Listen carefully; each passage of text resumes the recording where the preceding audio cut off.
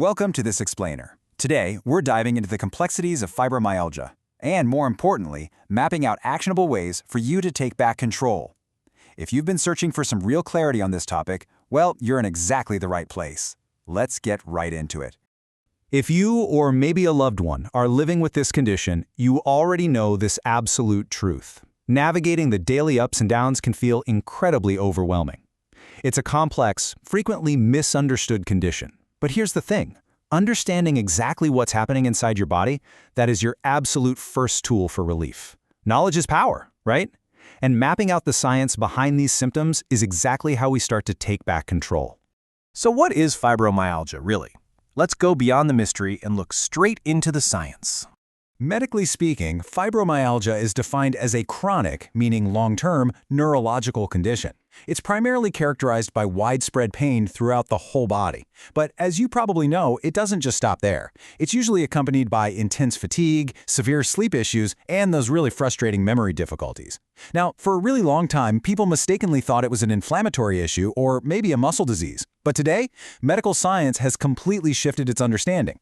We now know for a fact it's not a muscle disease at all. It's actually a central nervous system disorder. Essentially, it's a condition that directly affects how your brain and your spinal cord process pain signals. Which brings us to the concept of the pain volume knob and truly understanding your nervous system.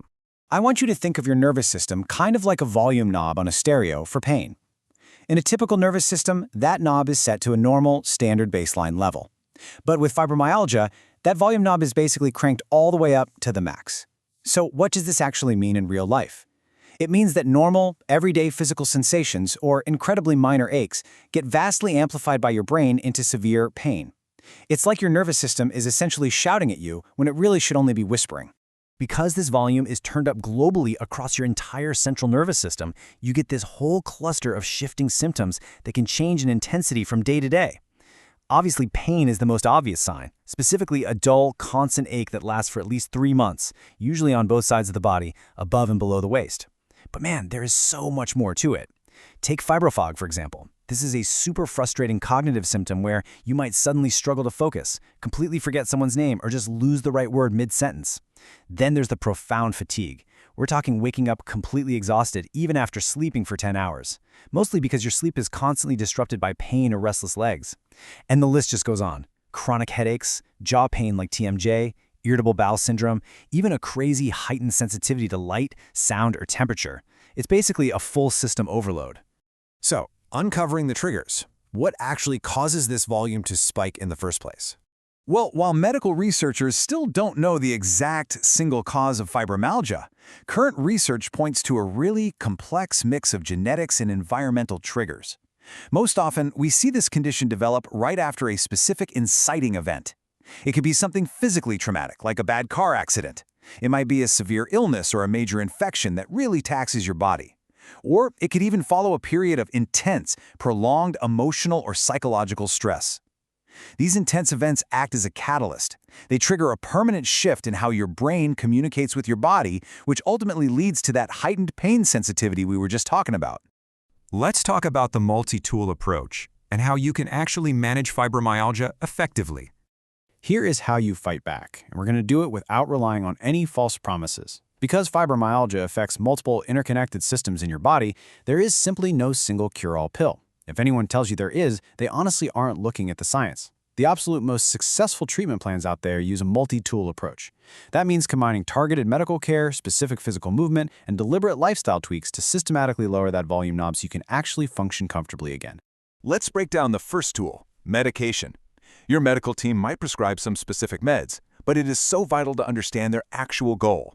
The goal isn't to magically erase all pain overnight. It's to lower the volume. Standard pain relievers like acetaminophen or ibuprofen generally aren't highly effective on their own, because remember, fibromyalgia isn't an inflammatory disease, but they can help with other coexisting aches. Then there are antidepressants like duloxetine or milnacipran. Now, you might be wondering, why on earth would I take an antidepressant for physical pain? Well, it's actually because these specific drugs help ease pain and fatigue by boosting the chemicals in your brain that naturally control and dampen those pain signals.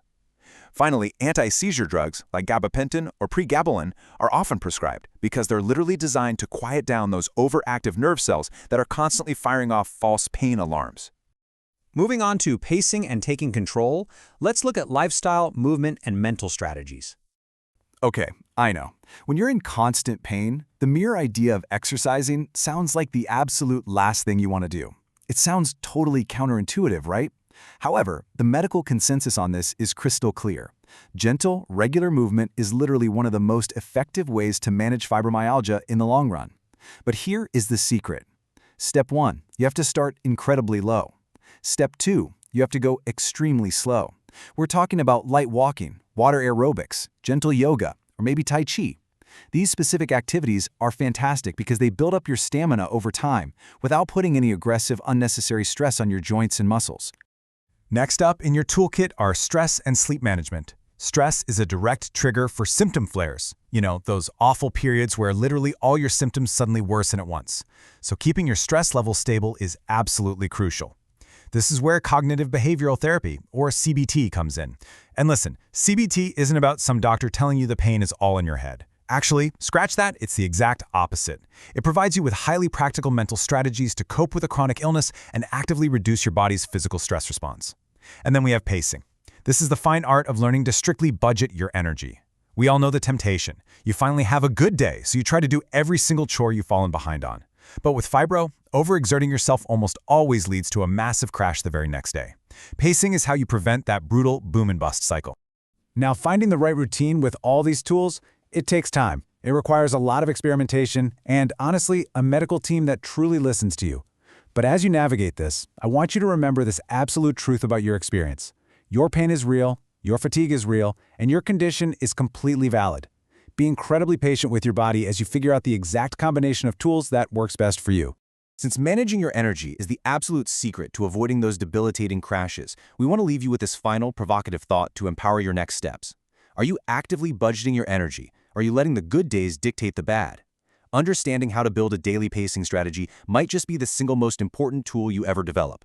Thank you so much for joining me on this explainer. Remember, taking back control starts with understanding the science. Keep learning, keep pacing, and take care of yourself.